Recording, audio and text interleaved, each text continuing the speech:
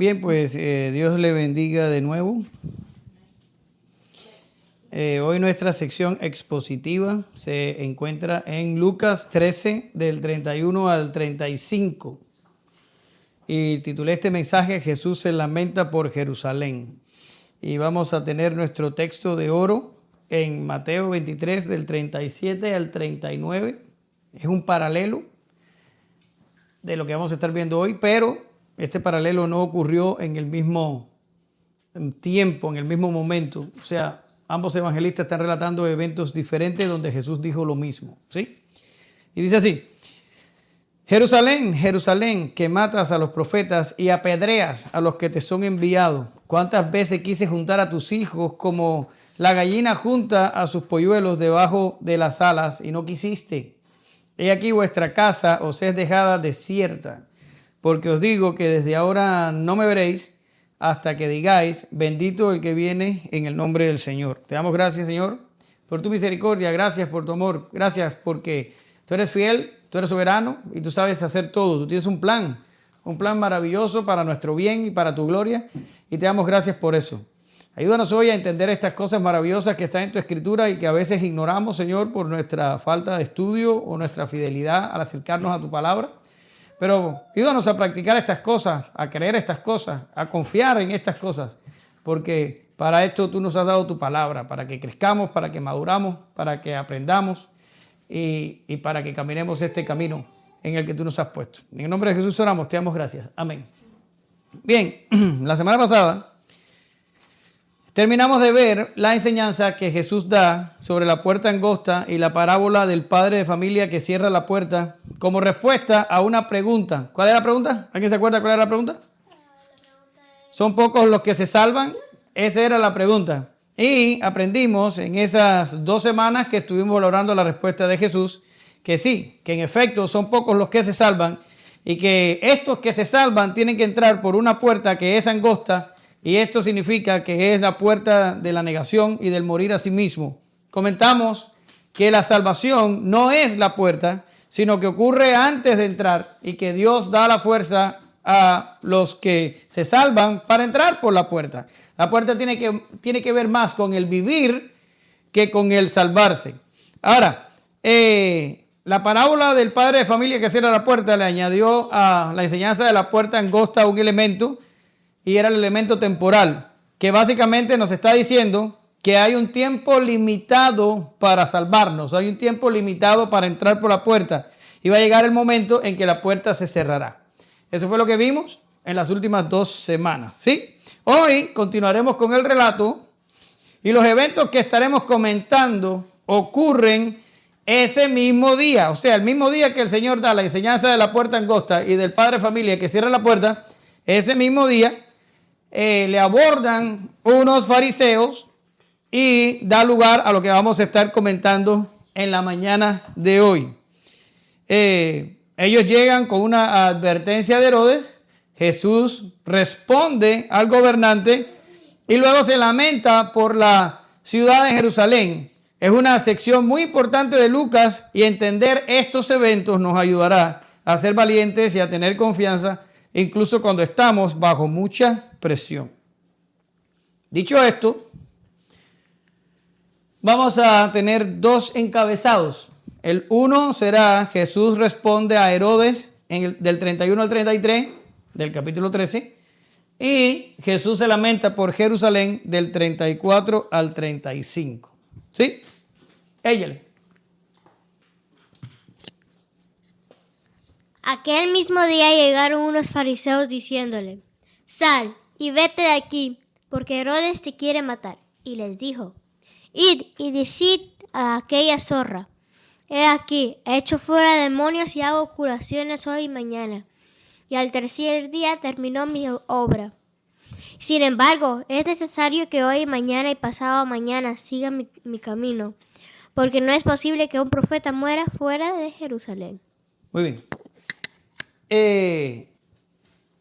Vamos a comentar un poquito el contexto para que sepamos lo que está pasando. Esto lo dimos hablamos de Herodes en las clases muy al principio. Creo que fue en la clase donde donde se anuncia, Échele, apaga el equipo este. Donde se anuncia el nacimiento de Juan el Bautista. Gracias, Isaac. Allí hablamos sobre Herodes, pero para tener una idea de lo que ya hablamos y que yo sé que posiblemente ustedes no se recuerdan, o pues si alguien en las redes sociales ve este mensaje y no ha visto los otros, este Herodes que está hablando aquí no es el mismo Herodes que persiguió a Jesús cuando Jesús estaba recién nacido. ¿Alguien se acuerda qué fue lo que hizo este Herodes, el que persiguió a Jesús cuando estaba recién nacido? A ver. Correcto, mandó a matar a todos los niños menores de 2 años en la ciudad de Belén, pensando que Jesús todavía estaba allí, pero Jesús había sido llevado por una revelación que había recibido José a Egipto y allí fue protegido sobrenaturalmente. Y no regresaron de Egipto hasta que este Herodes murió. Pero este Herodes es el que nosotros conocemos como Herodes el Grande, que no es el mismo Herodes que el Herodes que estamos hablando en este pasaje. Este Herodes no es Herodes el Grande, es Herodes Antipas.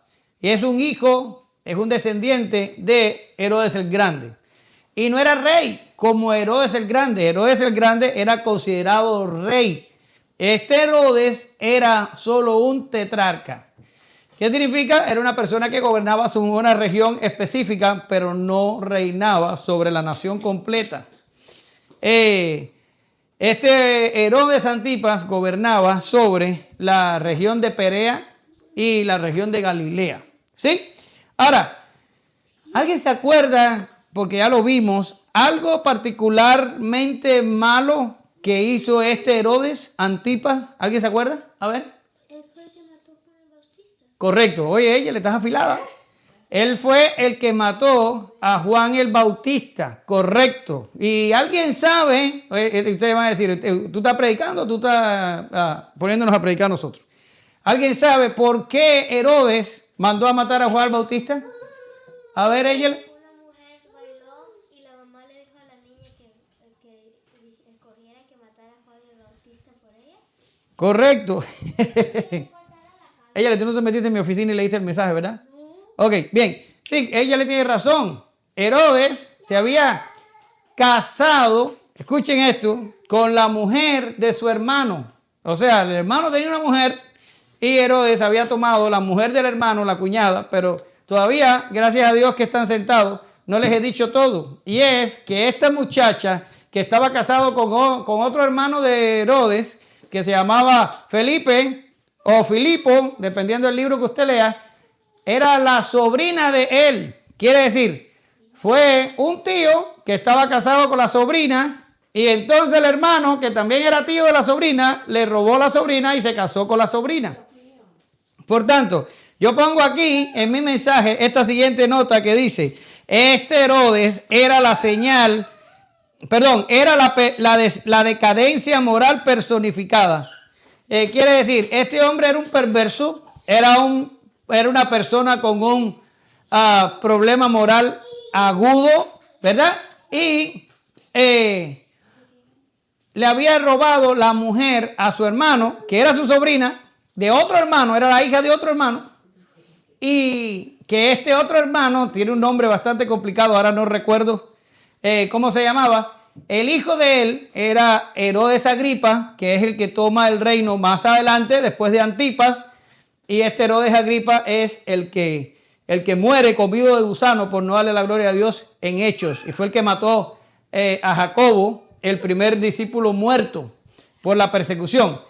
Pero bueno, ya más o menos los he ubicado en de qué Herodes nos estamos refiriendo. Es el Herodes Antipas que mandó a matar a Juan el Bautista.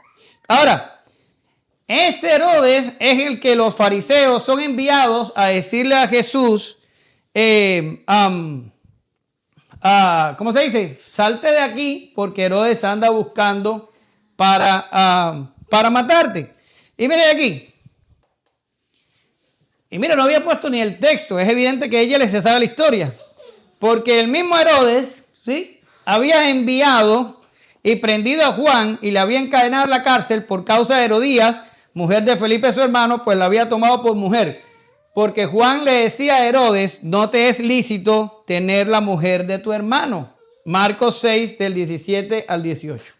Bien, pero Jesús es amenazado por los fariseos, que son enviados a decirle, vete, Herodes te anda buscando para matar. Pero la pregunta es, ¿por qué Herodes específicamente estaba tratando de matar a Jesús? Bueno, porque Herodes, al oír de la fama de Jesús y de las señales que Jesús estaba haciendo, Herodes pensaba que Jesús era Juan el Bautista, que había regresado de los muertos y que había regresado con esos poderes y estaba haciendo esos milagros. Por tanto, Herodes sentía como la responsabilidad de volver a matar a Juan, esta vez en la persona de Jesús. Era una cosa que él tenía en su cabeza. Nosotros conocemos que es falsa, pero esto era lo que hacía que Jesús estuviera en peligro cuando estuviera en territorios de Herodes. Y no se los he dicho, pero ¿se acuerdan? Jesús está regresándose a Jerusalén, está yendo a Jerusalén por última vez, y en este momento Jesús está entrando a la región de Perea. Ya había estado ahí antes, posiblemente en 2 ocasiones, al principio de su ministerio y más adelante, y ahora está cruzando Perea por última vez y se está dirigiendo a Jerusalén. Y allí, apenas entra en la región, es advertido de que su vida corre peligro. Mira lo que dice Marcos 6:14, está aquí. ¿Sí? Oyó Herodes la fama de Jesús porque su nombre se había hecho notorio y dijo, Juan el Bautista ha resucitado de los muertos y por eso actúan en él estos poderes. ¿Sí? Ahora, no sabemos si los fariseos, sabiendo toda esta información que yo les acabo de explicar, usaron esto como contexto para atemorizar a Jesús, para que Jesús no entrara a Perea y no predicara el reino allí en Perea, o si Herodes mandó a los fariseos personalmente a amenazar a Jesús para que Jesús no entrara en el territorio, ¿ya? Pero lo que sí sabemos que Jesús no mordió el anzuelo en este momento, pero más adelante los fariseos volverían con lo mismo, pero esta vez lo harían un poco más sutil. Como se dan cuenta de que Jesús no respondió ante las amenazas, o sea, no se amedrantó, no se acobardó, ellos vienen de una forma más sutil. Y esto es una col dentro de la lechuga, no tiene nada que ver con el contexto de Lucas que estamos viendo hoy, pero se los dejo ahí por si les da curiosidad y quieren ir a la Biblia después a buscar esto. Y Mateo y Marcos cuentan que más adelante Jesús es abordado por los fariseos y los fariseos vienen con una pregunta sutil, pero que representaba una trampa mortal para Jesús. Y es la que tengo acá abajo, Mateo 19:3. Y dice así, entonces vinieron a él los fariseos tentándole y diciéndole, ¿es lícito al hombre repudiar a su mujer por cualquier causa? Esta pregunta, ¿qué? ¿Qué significa repudiar? Divorciarse. Y gracias por la pregunta, muy buena. Divorciarse, ¿es lícito divorciarse de tu mujer por cualquier causa? Bien. Esta era una pregunta trampa para Jesús y yo no voy a explicarles por qué, porque voy a esperar que su curiosidad se encienda y después en el estudio independiente ustedes puedan encontrar por qué era una pregunta con trampa. De hecho, si en el próximo culto, el domingo, alguno de ustedes me dice por qué era una pregunta con trampa, posiblemente les voy a decir gracias. Bien, si no les voy a dar ningún regalo ni les voy a hacer nada. Pero les voy a decir, oh, wow, respondieron, es como un contest, a ver quién me investiga porque era una pregunta con trampa. Ahora, la parte que me interesa a mí de esa pregunta que los fariseos hacen es que los fariseos sabían que Jesús Jesús estaba en peligro en territorio de Herodes porque esto revivía en Herodes la sentencia de Juan que le había dicho, no te es lícito tomar la mujer de tu hermano. Por eso es que le preguntan a Jesús por el divorcio en la región de Herodes porque querían que Jesús hablara contra el divorcio, y esa no es la trampa a la que me estoy refiriendo, así que no les estoy dando la respuesta a la tarea. Y hablar del divorcio en territorio de Herodes podía ser peligroso para Jesús porque ya saben que le costó la cabeza a Juan Bautista. ¿Sí? Ahora, ¿qué dice el texto que Jesús respondió cuando recibió la amenaza de Herodes? ¿Qué dice el texto? Ella lo acabas de leer. ¿Qué dice? Jesús le llamó zorra a Herodes. Hay algunos textos que dicen zorro en masculino. Y el texto nuestro de la Reina Valera dice zorra. ¿Por qué zorra si es... Ahí vamos, Egel, ahí vamos a explicar. ¿Sí? Y sobre todo, no puedes hacer eso que acabas de hacer. Y es agarrar el significado de zorro hoy o de zorra y ponérselo a la Biblia. Porque es de esperarse que en la Biblia no va a tener el mismo significado. Lo que para nosotros significa zorra hoy, que es llamar despectivamente a una mujer, hasta donde me llegue el conocimiento de lo que significa zorra, a no ser que se esté refiriendo al femenino del zorro, del animalito, ¿sí? Pero generalmente se le dice zorra despectivamente a las mujeres, es una ofensa, ¿sí? Ahora, no es eso lo que Jesús evidentemente le está diciendo a Herodes. Pero para no enredarlos demasiado en conceptos y cosas, yo simplifiqué bastante el trabajo y me fui a un comentario que tengo ahí, que se llama el Comentario Exegético Práctico del Nuevo Testamento, y ellos citan a alguien llamado Randall Booth. No tengo la menor idea quién es ese señor, pero este hombre da una serie de palabras nuestras de hoy que pudieran significar más o menos de acuerdo al original lo que quiso decir Jesús cuando llamó a Herodes zorra. ¿Sí? Y vamos a poner eso porque después se me olvida. Ahora mira, dice Randall Booth, dice que zorra quiso decir Jesús originalmente enclenque, pillo de poca monta, usurpador, pretencioso, payaso, personaje insignificante, nenaza, don nadie, comadreja, estúpido, soldadito de plomo, peón, pardillo, pretencioso, imbécil o advenedizo. Cualquier cosa de esa, dice Booth, que pudo haber significado lo que Jesús estaba diciéndole zorra a Herodes. Pero como ustedes se dan cuenta, como quiera que sea, es un bombazo. Porque Jesús, y yo me quedo con los que puse en la pizarra, que fueron los que más me gustaron. Jesús le acaba de soltar un bombazo a un gobernante de su tiempo que tenía poder para matarlo. A ver. Ahora voy para allá. ¿Sí? Ahora, yo le puse esas tres cosas que fueron las que más me gustaron. ¿Sí? Porque las demás, abordar las demás sería una locura. Pero ahora, cuando llama a Herodes zorro, podemos... ¿Perdón? ¿Quién?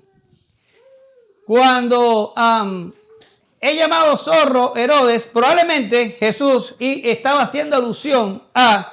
¿Alguien sabe aquí en la clase qué hacen los zorros o las zorras? ¿Qué hacen en la naturaleza? ¿Qué hacen? Cazan gallinas, cazan pollos, cazan aves pequeñas. ¿Sí? Y el Señor más adelante en este mismo pasaje, y lo vamos a ver hoy, habla o le dice a Jerusalén, como una gallina hace con sus polluelos, muchas veces quise traerte bajo mis alas. Y a lo mejor está hablando aquí de zorro porque está identificando a Herodes, y esto lo vamos a ver más adelante, como un enemigo de los hijos de Dios.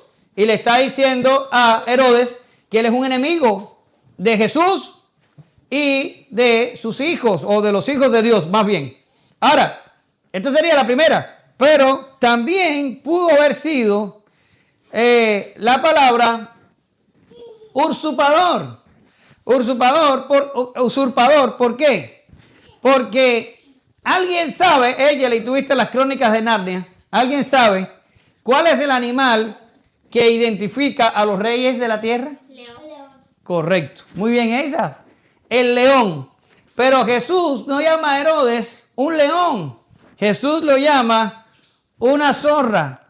Y cuando algunos ven esta palabra aquí intercambiada por león, el hombre debió haber sido llamado un león, pero es llamado zorra. La gente, hay alguna gente, algunos estudiosos que ven esto como Jesús le está diciendo a Herodes, tú eres un usurpador. ¿Qué es lo que es un usurpador? Una persona que toma un lugar que no le pertenece, que no le corresponde. Y ya sería demasiado, pero si ella me responde esto, creo que le voy a dar un regalo. ¿De dónde venía, de qué región venía Herodes el Grande? Porque no era israelita, no era judío. ¿De dónde venía? Nunca me enseñaron. A ver, sí te lo enseñé. Y no, ¿qué vas a pensar? Eso no lo vas a... Ya. Era idumeo. Venía de los idumeos. Por tanto, Herodes era un rey ilegítimo, no era judío. Estaba gobernando a los judíos, pero no era judío. Échale, después me vas a decir de qué descendiente de Abraham provienen los idumeos. Porque descienden de Abraham ciertamente, pero no son el pueblo escogido. Después me dices, y te voy a dar una pista. Rojo. Ya, más nada. Eso es una pista. Tú después me... Ya. Eso es para ella. Ahora, muy tarde, mamá.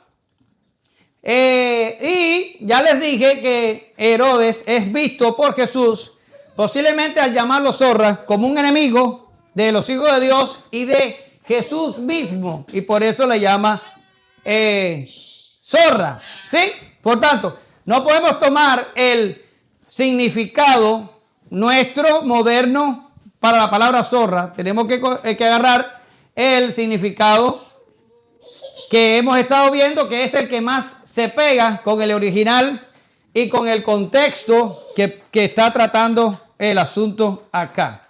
Ya, ahora, lo interesante es que Jesús le dice a Herodes una frase muy interesante y le dice, hoy hago sanidades y mañana termino mi obra, ¿sí? Y le dice, no es posible que un profeta muera fuera de Jerusalén, ¿sí? ¿Qué le está queriendo decir aquí a Jesús a Herodes? Le está diciendo, vayan y díganle a aquel usurpador, o vayan y díganle a aquel enemigo, o vayan y díganle a aquella zorra, ¿sí? O a aquel insignificante, vayan y díganle que yo estoy haciendo mi ministerio mesiánico, lo estoy realizando no por voluntad mía, no por voluntad de él, sino por voluntad de Dios. Por eso es que el Señor dice, es necesario que hoy, ya esa palabra necesario ahí es muy importante, es necesario que hoy yo haga sanidades y expulse demonios, ¿sí? Y siga mi camino. ¿A dónde? A Jerusalén. Porque pasado mañana, según dice el pasaje, voy a ser muerto en Jerusalén. Jesús le está diciendo, yo voy a morir en Jerusalén, pero no voy a morir en Jerusalén por tu mano. En primer lugar, porque Jerusalén ya no era territorio de Herodes. Jerusalén ya no le pertenecía. Herodes no tenía jurisdicción allí. Pero en segundo lugar, Jesús le adelanta que como profeta ha de ir a Jerusalén a morir. Y dice la palabra, es necesario. Quiere decir, hay un plan. Hay todo un plan del Dios soberano. En mi trabajo, diciéndolo Jesús, mi trabajo como Mesías está determinado que yo hoy y mañana haga el trabajo y el tercer día muera en Jerusalén. ¿Qué le está queriendo decir? Ya voy camino a Jerusalén y allí voy a morir, pero no voy a morir por tu mano. Voy a morir porque Dios lo ha determinado. Jesús le está diciendo, yo no te temo, porque mi vida no está en tus manos, mi vida está en las manos de Dios. Y es muy interesante que Jesús responda así, porque cuando Juan está en la cárcel, y ya esto lo vimos en clase. Él manda a sus discípulos a preguntarle a Jesús, ¿eres tú el que habría de venir o esperamos a otro? ¿Y qué le responde Jesús? Con el mismo argumento.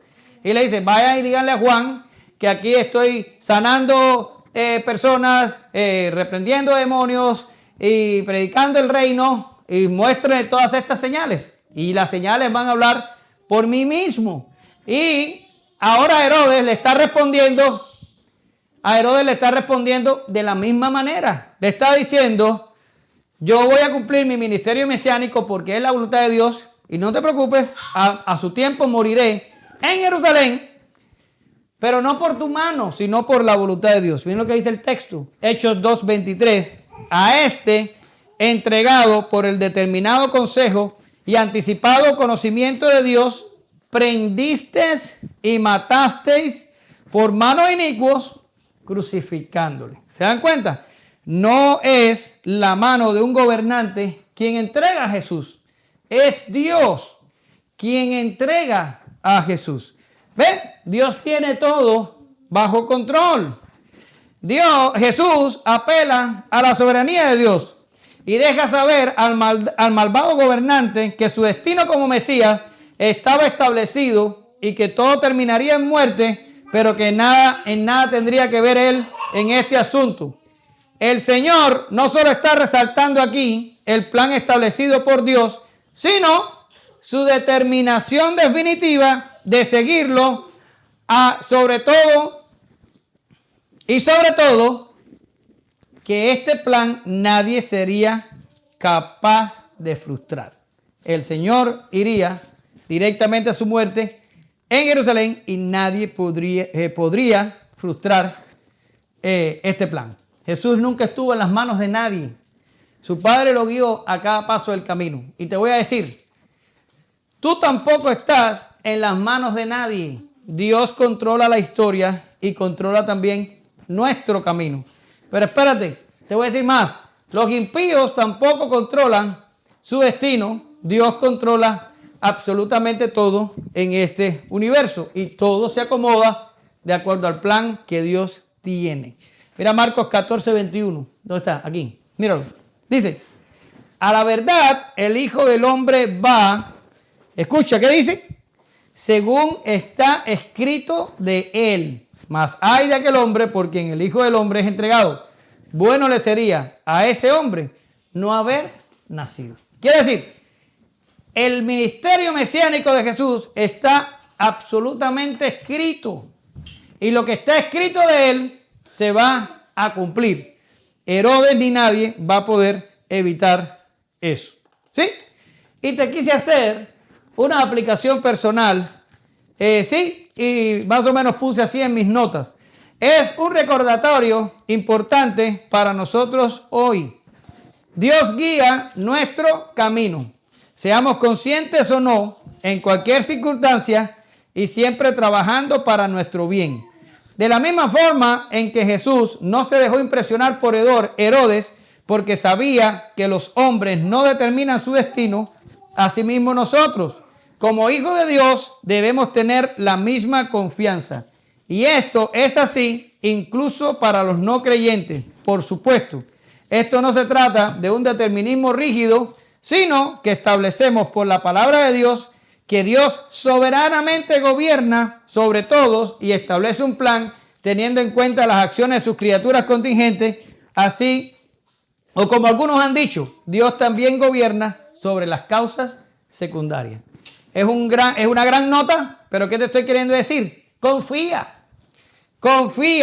como dice Alex Zurdo, de noche y de día, porque realmente nuestra vida, nuestro camino, nuestras circunstancias están en las manos de Dios y Dios está concretando un plan. Dios está llevando a cabo un plan. Y ahora no entendemos nada, pero en su momento vamos a entender por qué las cosas tienen que desarrollarse de esta manera. ¿Sí? Ahora, ya les había dicho, Jesús adelanta que iba a morir en Jerusalén. Y Jesús dice, no es posible que un profeta muera fuera de Jerusalén. Y es evidente que en la historia pasada habían muerto profetas en otro lugar que no era Jerusalén. El propio Juan el Bautista no murió en Jerusalén.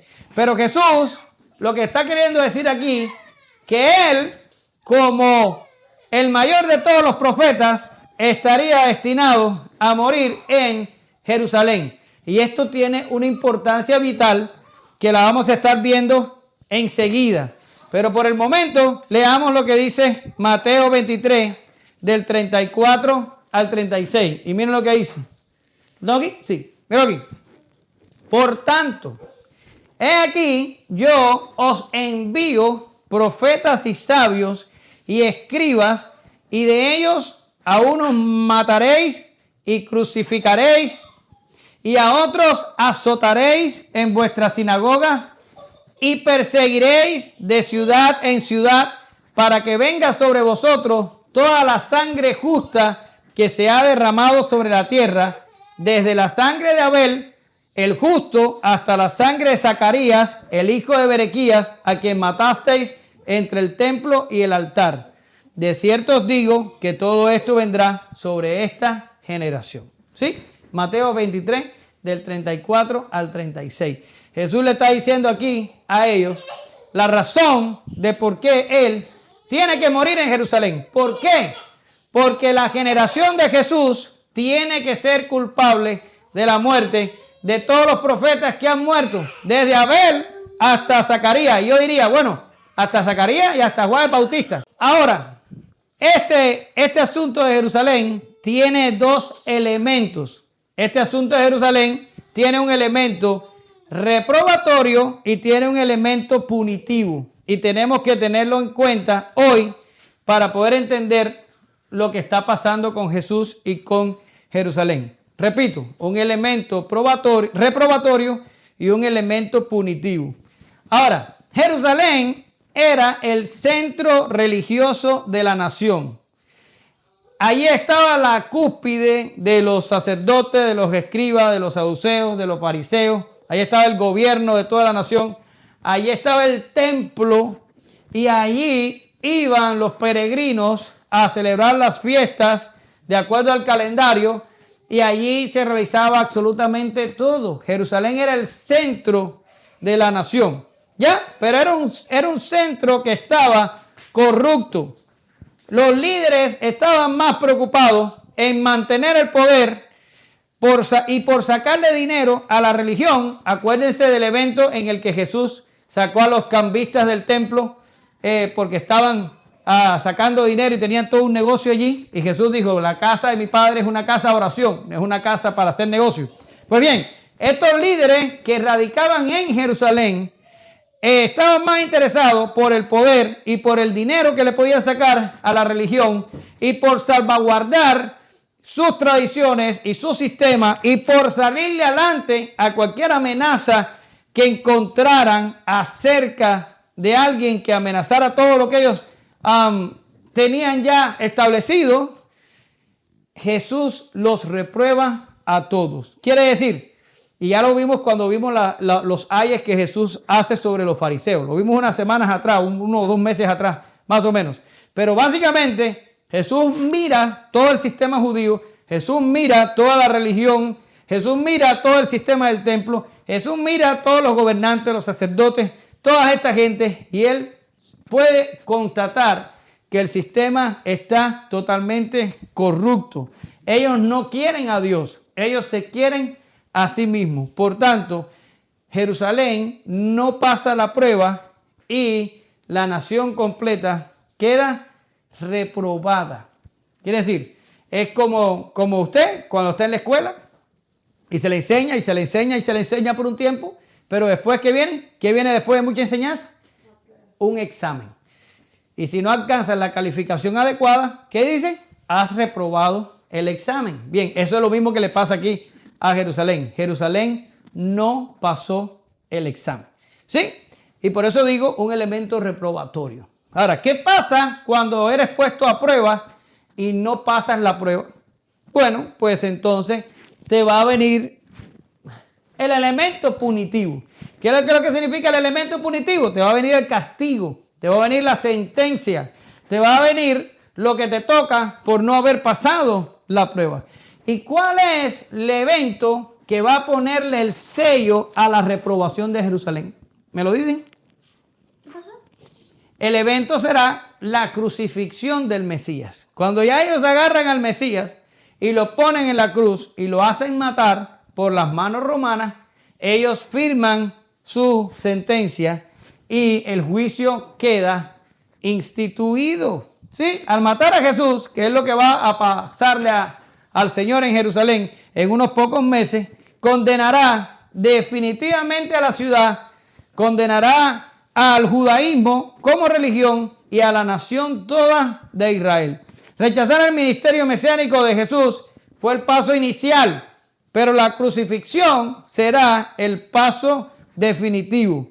Y todo tiene que pasar de esta manera para que el Mesías pueda expiar los pecados de su pueblo y como tal, el rechazo de Israel servirá para la inclusión gentil y ya esto estaba determinado que sucedería y fue explicado en la clase anterior cuando hablamos de la inclusión gentil. Y ambos pueblos formarían parte de la descendencia de Abraham, como también ya explicamos. Por tanto, este asunto de Jerusalén tiene dos elementos: el reprobatorio, donde no pasan la prueba, y el punitivo, donde son castigados por crucificar al Mesías. ¿Sí? ¿Lo entendemos? Pásale el micrófono ahí a tu mamá para que pueda leer.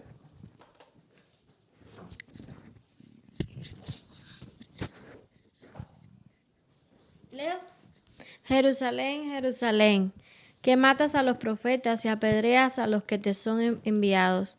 ¿Cuántas veces quise juntar a tus hijos, como la gallina a sus polluelos debajo de sus alas, y no quisiste? He aquí vuestra casa os es dejada y desierta, y os digo que no veréis hasta que llegue el tiempo en que digáis, bendito el que viene en el nombre del Señor. Muy bien. Tremendas estas palabras, muy tremendas, ¿sí? Lo primero, el rechazo de la nación. Si tú rechazas al profeta, rechazas el mensaje. Y si rechazas el mensaje, rechazas al que envía el profeta, ¿sí? Por tanto, aquí están rechazando a Jesús. Y si rechazan a Jesús, rechazan su mensaje. Pero Jesús en varias ocasiones dijo, mis palabras no son mías, son del Padre que me envió. Por tanto, el que rechaza a Jesús, rechaza el mensaje, y el que rechaza el mensaje, rechaza al Padre. Este era en la situación que se encontraba la nación de Israel. Ahora, esto es lo que hace que Jesús se lamente sobre Jerusalén, porque está ratificando lo que dijimos antes. Jerusalén se queda sin opciones. En palabras de lo que ya hemos venido hablando, la puerta se le cierra a Jerusalén porque acaba de rechazar su propio Mesías y acaba de rechazar el mensaje que de Dios les es enviado. Ahora, no solo Jerusalén, porque tú dices, bueno, ok, la sentencia es sobre Jerusalén, pero bueno, los galileos entonces se salvan. Y se salvan también los de Perea, que son los que estamos hablando hoy. Y se salvan los de Belén, solo de Jerusalén, porque Jesús está llorando sobre Jerusalén. Pero ¿se acuerdan las clases hermenéuticas? Estudiamos que a veces se usa el todo por la parte o la parte por el todo. Por supuesto que no se van a acordar de qué figura del lenguaje es, pero aquí hay una sinédoque, ¿sí? Y aquí lo que está pasando es que Jesús está usando la capital de la nación o el centro religioso de la nación para decir que toda la nación lo ha rechazado, y esto es verdad, y para decir que toda la nación está totalmente en problemas con Dios. El Señor, por tanto, no está diciendo que solo es Jerusalén, sino es cada ciudad de la nación, cada persona de la nación ha rechazado al Mesías, y por esto el Señor va a lamentarse no solo sobre la ciudad, sino por absolutamente todos, ¿sí? Ahora, el Señor usa aquí, y yo quiero que ustedes entiendan, porque estamos hablando de un juicio terrible, un juicio que se concretará en unos más o menos 30 años, y que este juicio matará a cerca de 1 millón de judíos y traerá la terminación del sistema judaico o de la religión judía y traerá como tal la desaparición nacional de Israel. Es un juicio severo, es un juicio bien importante. Sin embargo, a pesar de que Jesús aquí está hablando de este tipo de juicio, el Señor emplea una figura amorosa, una figura que habla de cuidado, que habla de sustento, que habla de protección, que habla de alimentar y defender, y es la figura de la gallina y los polluelos. Es decir, Jesús está hablando del peor juicio posible que va a venir sobre la ciudad y que va a venir sobre la nación y que va a venir sobre todos los que están vivos en el tiempo de Jesús. Pero a medida que está hablando de este juicio terrible, Jesús hace referencia a la figura de la gallina y los polluelos. Es como dice la Escritura, creo que es un salmo, en el juicio acuérdate de la misericordia. ¿Sí? Y Jesús dice, Jerusalén, Jerusalén. Y ya se acuerda de lo que hablamos en la clase pasada de cuando se repiten 2 veces el nombre. Está hablando de que lo que va a decir aquí, está diciendo que es crítico, que prestes atención porque es importante lo que se va a decir. Ahora, dice, tú que matas a los profetas y a los que te son enviados.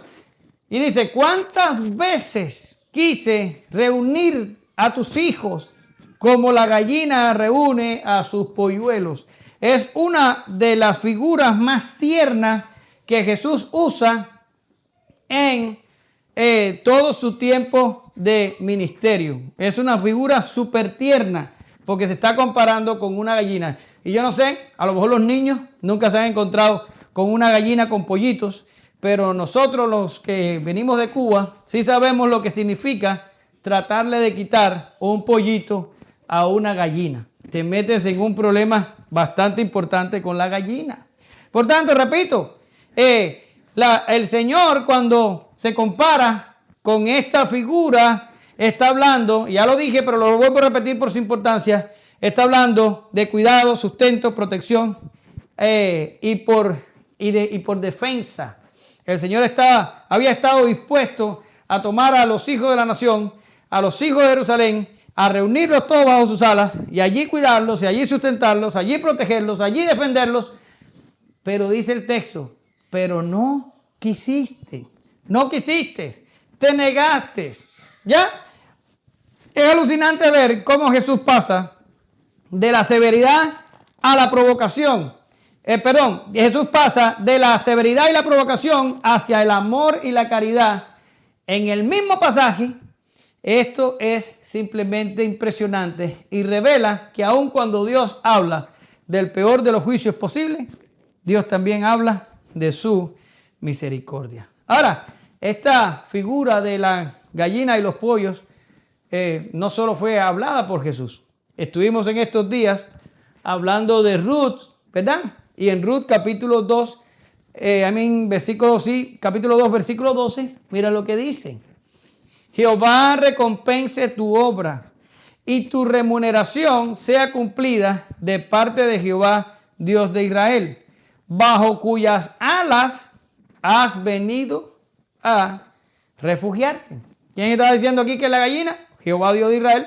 Y está diciendo, has venido a refugiarte debajo de las alas. Y el muy conocido Salmo 91 dice, hablando de Jehová, con sus plumas te cubrirá y debajo de sus alas estarás seguro. Y aquí Jesús está diciendo, ¿cuántas veces quise? Jesús se está poniendo en el lugar de Jehová. Es súper interesante. Y dice, ¿cuántas veces quise tomar a tus hijos y traerlos bajo las alas, como una gallina hace con sus polluelos, y no quisiste? ¿Sí? Ahora, pasamos a lo tierno, a la severidad de nuevo. Y viene el Señor y le dice, pero entonces por esto vuestra casa es dejada desierta. Ahora, ¿a qué se está refiriendo el Señor aquí? Hay algunos que piensan que es el templo, que va a ser destruido en el año 70, Algunos piensan que es la nación que es básicamente raída y todo el mundo coge su camino. Y por muchos años, los judíos no vivieron en esa área. Sin embargo, yo no creo que esté hablando ni del templo ni de la nación. Creo que cuando Jesús está diciendo vuestra casa es dejada desierta, no se está refiriendo ni a religión, ni a personas, ni a países, se está refiriendo a Él mismo. Se está refiriendo a cuando, está haciendo un paralelismo a cuando la gloria de Dios dejó el templo de Salomón. Ya, ustedes tendrían que ir a Ezequiel, y creo que tengo los textos en la pizarra. Sí, Ezequiel 9:3, 10:4 y 18 y 19 y Ezequiel 11, 22 y 23. Y el Señor aquí está haciendo un paralelismo entre el momento en que la gloria, la Shequina de Dios, abandonó el templo de Salomón.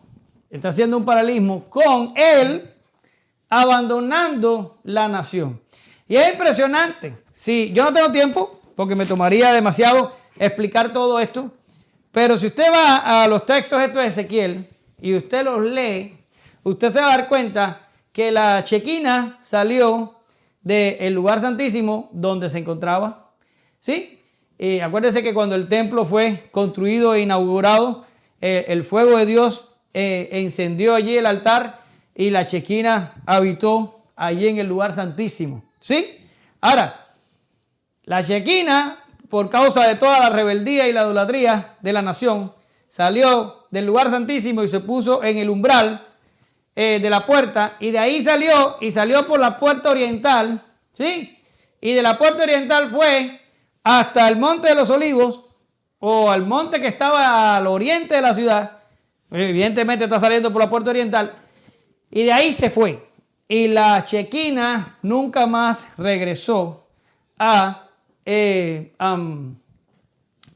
Israel, al templo. ¿Sí? Incluso cuando el templo es reconstruido después de la deportación a Babilonia y que regresan y que reconstruyen el templo, esta Shequina no regresa. Y habían profetas que profetizaron acerca de que la gloria del segundo templo sería más grande que la gloria del primero. Si mal no recuerdo, pero no lo anoten en piedra porque esto no lo anoté.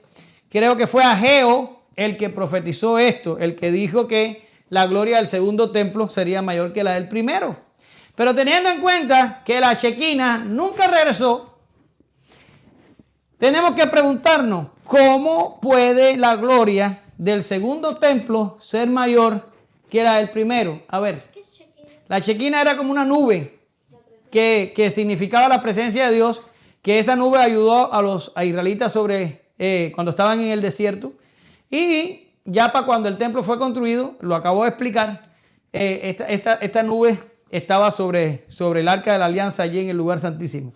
Ahora, esta Shequina se va, pero nunca regresa. Y Ageo es el que profetiza de que la gloria del segundo templo sería mayor que la del primero. Y yo te pregunto, si la Shequina nunca regresa, ¿cómo la gloria del segundo templo, que fue el reconstruido después de que regresaron los deportados a Babilonia, y que después Herodes el Grande embelleció un poco, bueno, un poco no, bastante lo embelleció, y que era el templo que estaba en los tiempos de Jesús que estamos hablando ahora? Pero te pregunto, ¿cómo la gloria de este templo sería mayor que la del primero? ¿No se les ocurre? Correcto. Porque Jesús entraría a ese segundo templo, y entró muchas veces a ese segundo templo. Ya desde que tenía 12 años, el Señor iba al templo con sus padres y discutía con los doctores de la ley allí.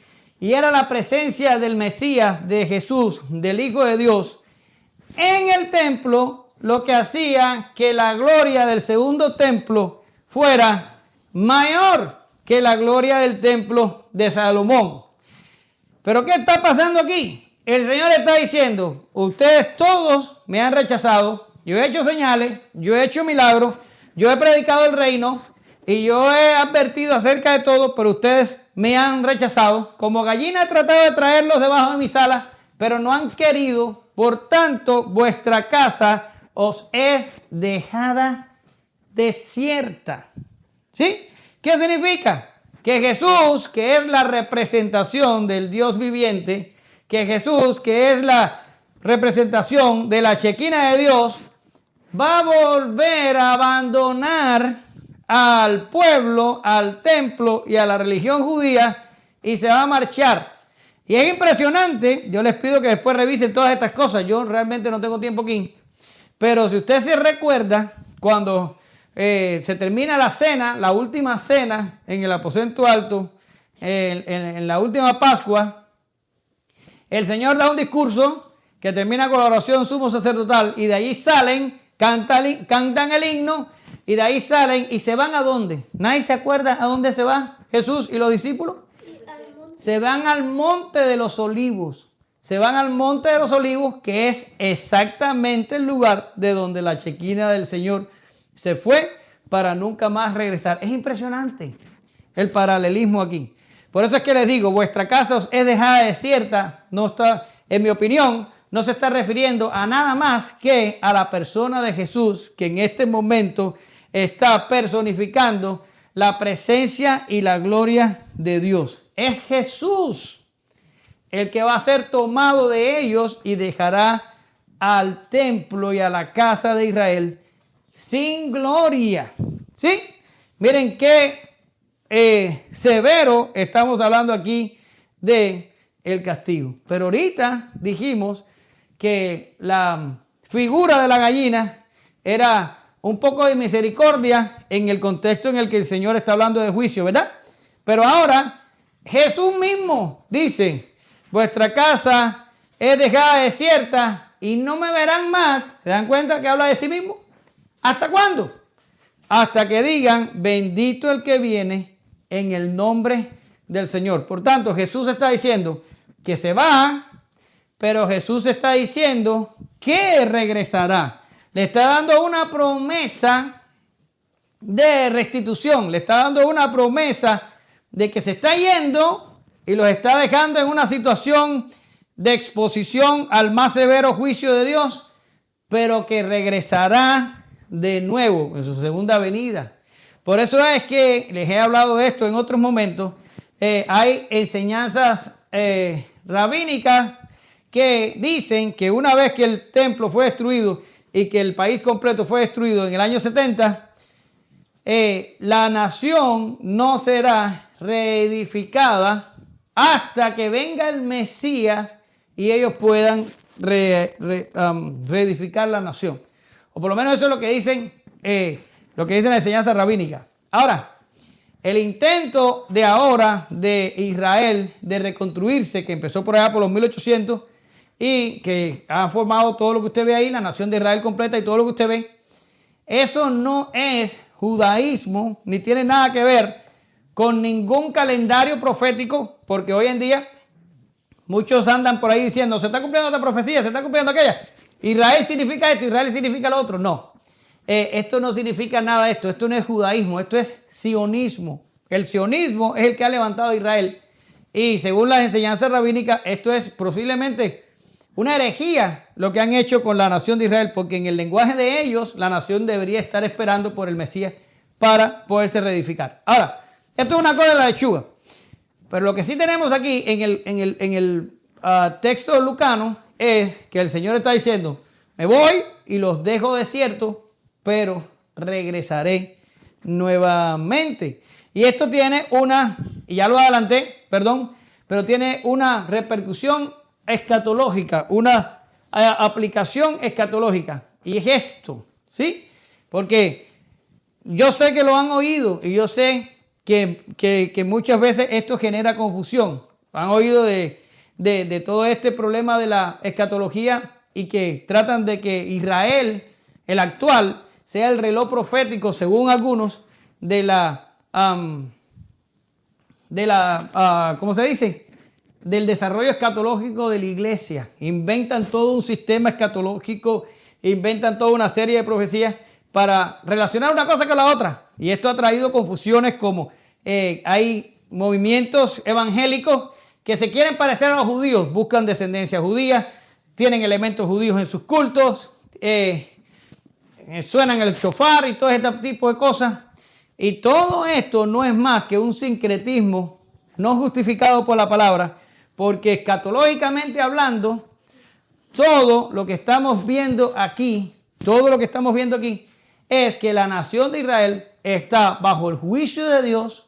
El año 70 completó o cumplió todas las profecías de juicio que podemos encontrar, y así se va a quedar todo este problema hasta que el Mesías regrese. El Señor le está diciendo, y no me verás más hasta que me digan, bendito el que viene en el nombre del Señor.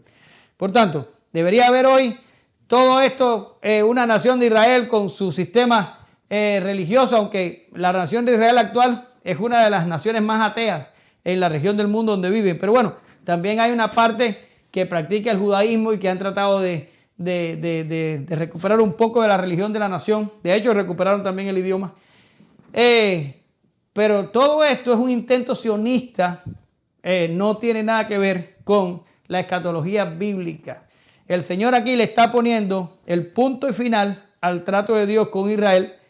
Y ya explicamos la clase pasada cuando hablamos de la inclusión gentil, que los judíos se siguen salvando, pero los judíos escogidos por gracia, que forman parte del remanente, se siguen salvando, pero estos no vienen a formar parte de una religión mixta entre cristianismo y judaísmo, sino que son judíos que son cristianos.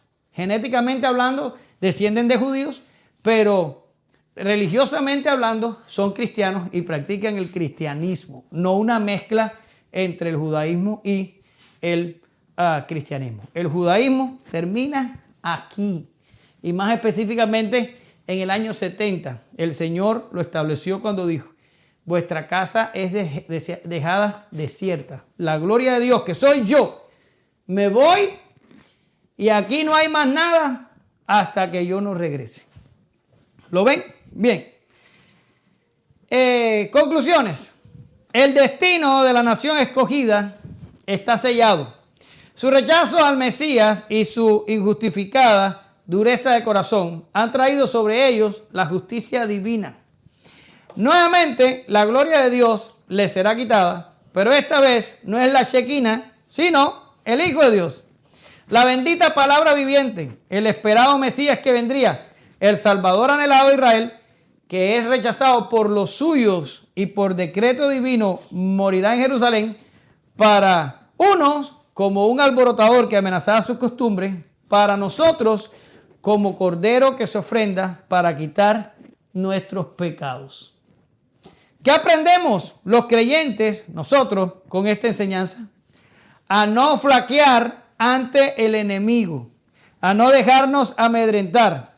Dios tiene el control y tiene un plan. Él no nos dejará y peleará por nosotros y estará con nosotros, aun si tenemos que atravesar por la misma muerte. Tenemos que levantar nuestra cabeza y ser fuertes. Y si alguno me oye en las redes y ha estado prorrogando el momento para arrepentirse, considera y mira la severidad de Dios.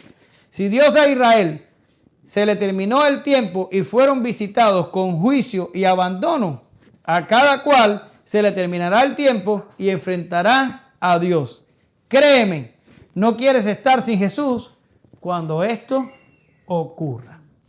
Gracias te damos, Señor. En esta mañana tu palabra es hermosa. Y vemos cómo la severidad de Dios se muestra, pero nunca se olvida de la misericordia. Y cuando las palabras más firmes son pronunciadas contra Israel, también existe el consuelo, el aliento y hasta la promesa de que tú regresarás, Señor, y la gloria será de vuelta. Te pedimos que tú nos des confianza. Los tiempos son difíciles y enfrentamos muchos retos y muchas veces nos desalentamos y pensamos que estamos solos, pero no lo estamos. Tú estás con nosotros y tú nos vas a llevar a donde tú quieras y tú vas a hacer lo que te glorifique. aunque a veces duela y aunque a veces, Señor, sea difícil pasar por ese tipo de procesos. Pero te glorificamos y te pedimos que tú hagas lo que quieras con tal de que tu nombre sea glorificado. Úsanos para tu gloria y sobre todo que todas las cosas que pasan en nuestra vida, sean buenas o sean malas, sean para nuestro bien. En nombre de Jesús oramos, te damos gracias. Amén. Gracias, Señor.